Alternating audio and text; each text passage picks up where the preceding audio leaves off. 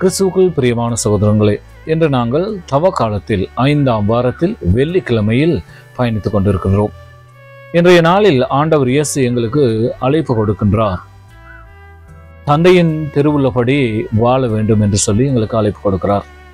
கிறிஸ்து இந்த உலகத்திற்கு தந்தையினுடைய விருப்பத்தை நிறைவேற்றுவதற்காகவே வந்தார். அவர் தந்தையை பெருமைப்படுத்தியவராக இருக்கிறார்.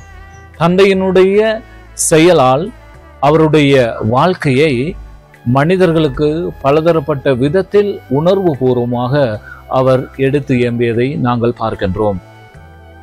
இயேசு இந்த உலகத்திலே வாழ்ந்தபோது அநேக புதுமைகள் செய்திருக்கின்றார்.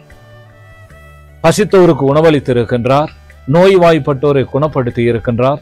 உயிரிழந்தவர்களுக்கு உயிர்ப்பு கொடுத்திருக்கின்றார். இவை அனைத்தையும் கடவுளுடைய திட்டத்தை நிறைவேற்றுவதற்காகவே அவர் செய்திருக்கிறார். தன்னை யாரும் புகழ வேண்டும் என்று சொல்லி ஒருபோதும் அவர் எதிர்பார்த்தது இல்லை.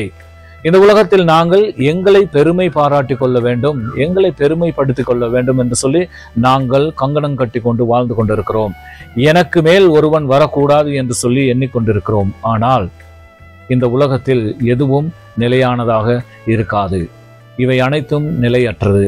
கடவுளுடைய திட்டத்தின்படி வாழ்வதே நிலையானது. ஆகவே அதை எங்களுடைய வாழ்க்கையில் வாழ்வதற்கு இறைவனுடைய ஆசி எங்களுக்கு தேவை. அந்த ஆசியை இன்றைய நாளில் நாங்கள் தியானிக்கின்ற இந்த தவ காலத்தினுடைய படிப்பினைகளோடு தியானித்து எங்கள் வாழ்க்கையை நாங்கள் மாற்றிக்கொள்வோம்.